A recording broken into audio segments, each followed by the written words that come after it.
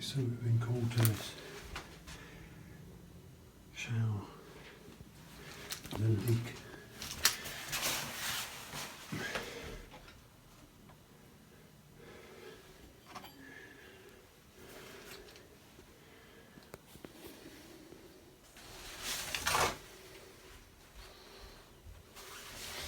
Cracks here, cracks here.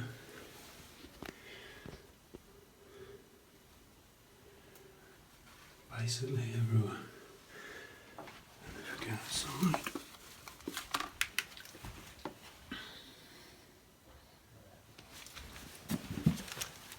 so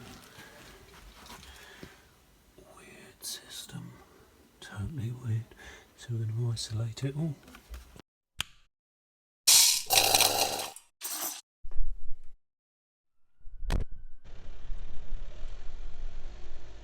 Let's go to work.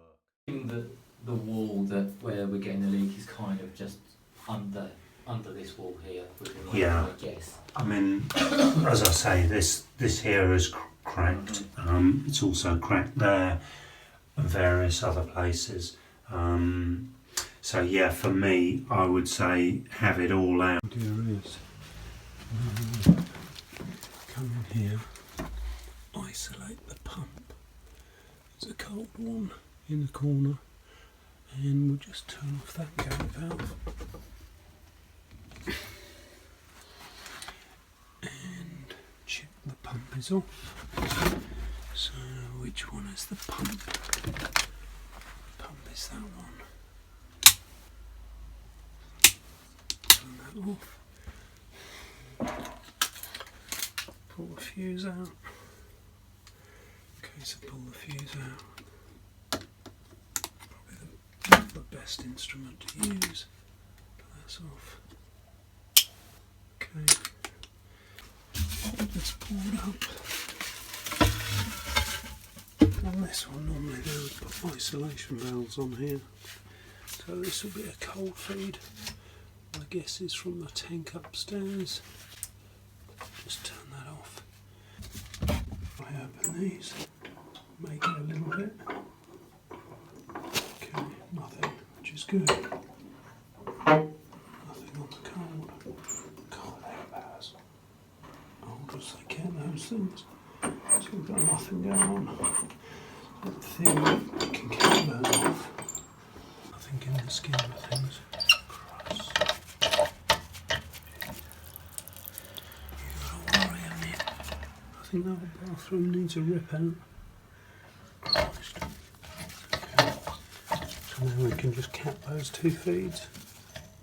Okay, so we just cut the feeds to the pump.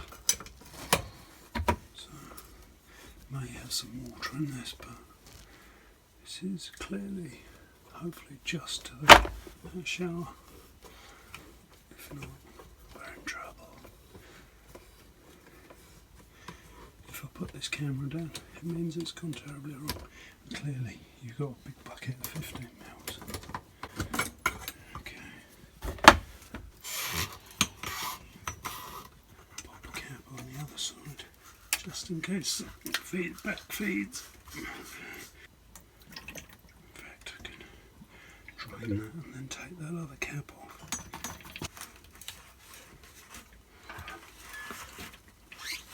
Equalize the pump here, I remember them.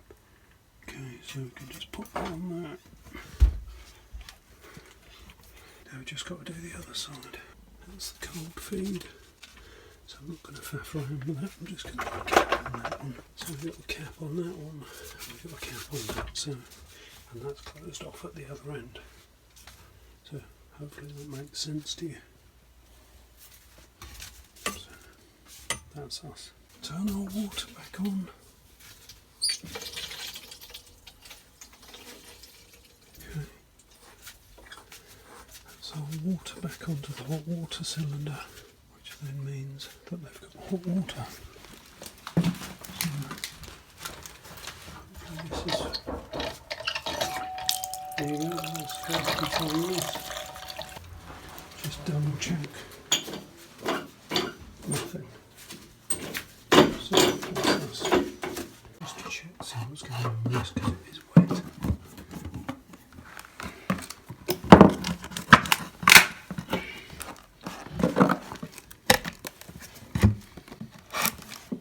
these boards go right underneath the wall here. So I'll just twist. Oh my gosh, that's really wet. You can see there. So you can see there, massive leak from time.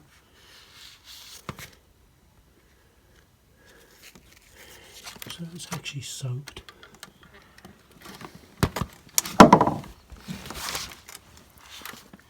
I've just come to this job and there's a leak clearly for time. So I'll isolate it. And now it's going to be the bit that I like the most.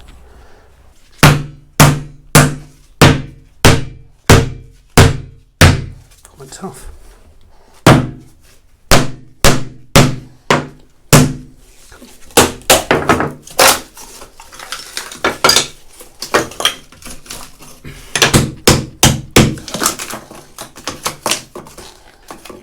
See there.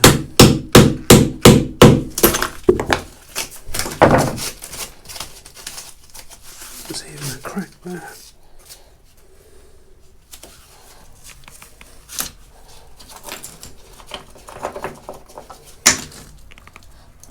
It's just soaking wet everywhere.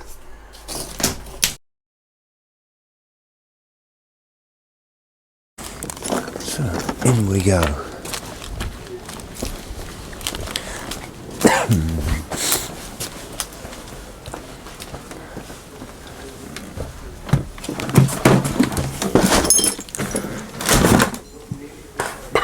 Right, so this is it.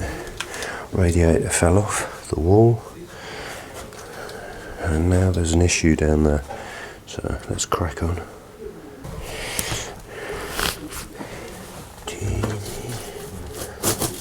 Wow, it's soaked. Pretty wet. Typical lovely fashion. That's hardwood floor under it. Wow. Okay.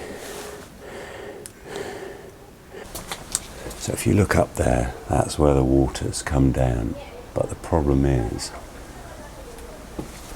that the window is set back, and clearly that's not the floor level.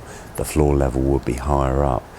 So I think the only way we're going to be able to do it is to rip a chunk of that hardwood floor up, which is a shame because it's super nice, but what can you do?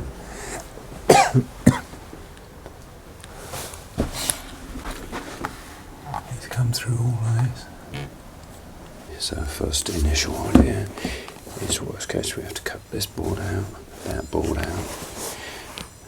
So those two is the only way I can think to do it. So just turn this off to begin with. So we switch the boiler off, turn the filling loop off, which was wide open, and it stopped. So let's cut this board out.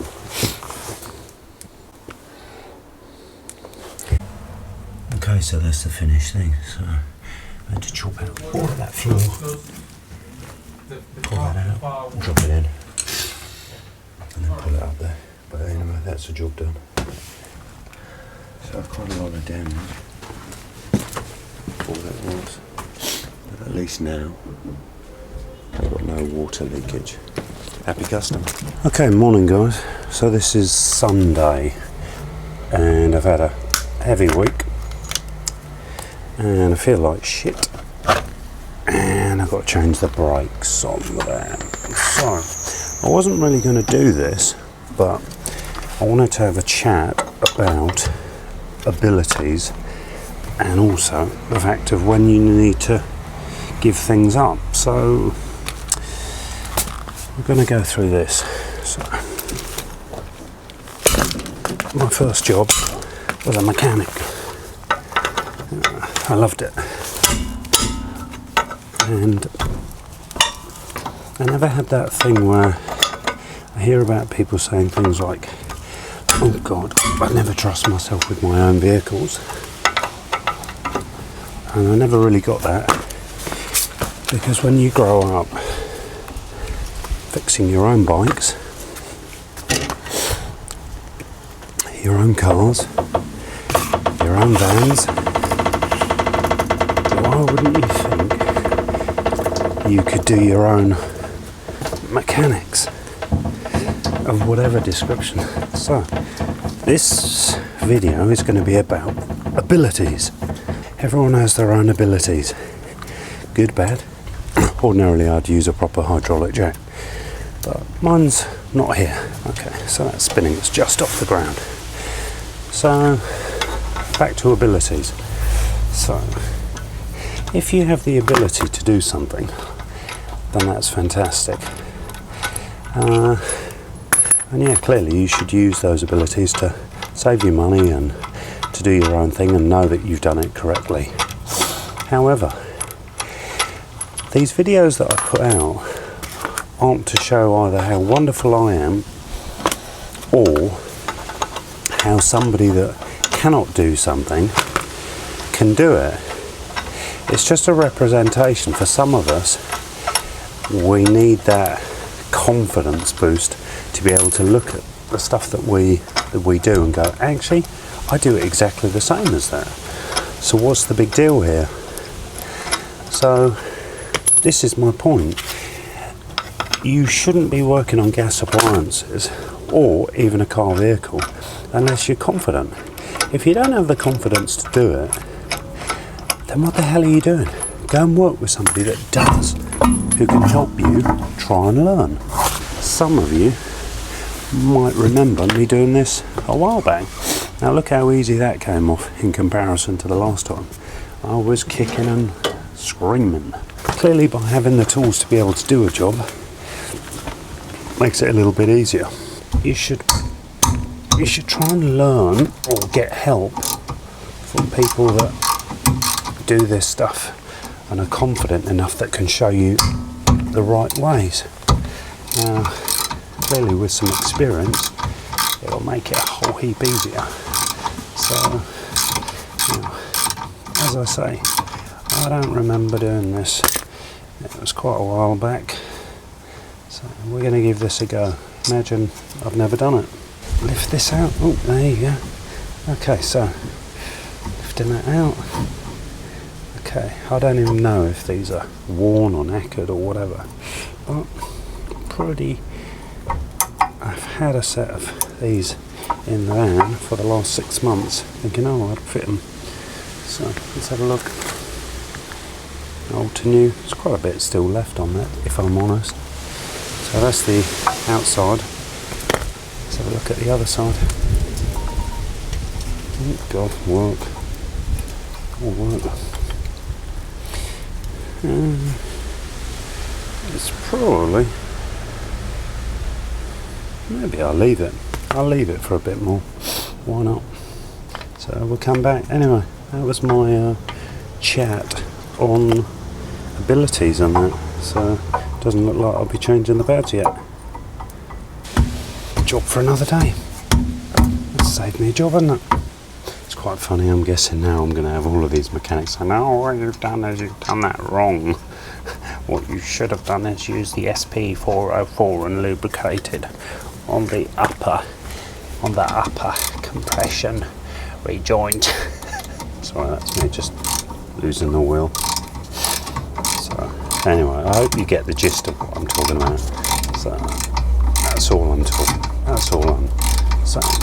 If you've got, you know, a gap in your knowledge of whatever it is, if you want to learn something, learn it by all means, but don't just use these videos that I produce as gospel. Wow, that's pretty daunting if that's the case. Anyway, before any of you ask, yeah, they are.